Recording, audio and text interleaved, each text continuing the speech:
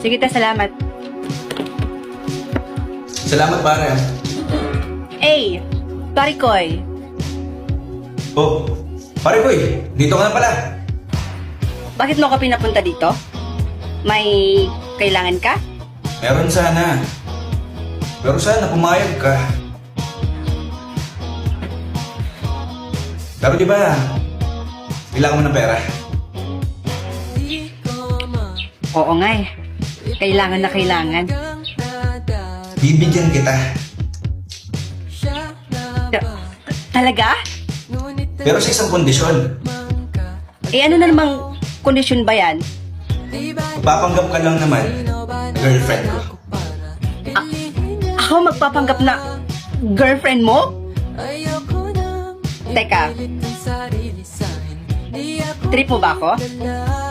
Gusto mo ako, no? Ikaw talaga, Parikoy, ha? Hindi ka talaga mapagkakatiwalaan. Huwag ka nga assuming. Asik naman magkagusto ako sa'yo. Tsaka kung magkakagusto ako, hindi sa'yo, no? Mabuti na yung magkaliwanagan tayo, no? Hindi tayo taluhoy. Pare boy naman, pumayag ka na.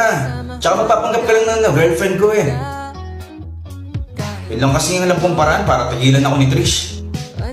So, magkano naman yung pabuyang matatanggap ko sa'yo kapag nagpanggap na akong girlfriend mo? Bibigyan kita ng 1K.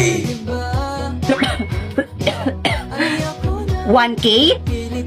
Makoy! Parikoy naman! Anong tingin mo sa mukhang to? Pang 1K lang?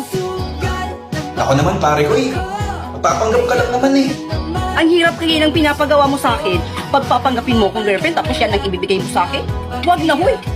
Diyan ka na nga lang, bahala ka sa buhay mo. Okay, sige na. 5K. Okay na? Madali lang naman ako kausap.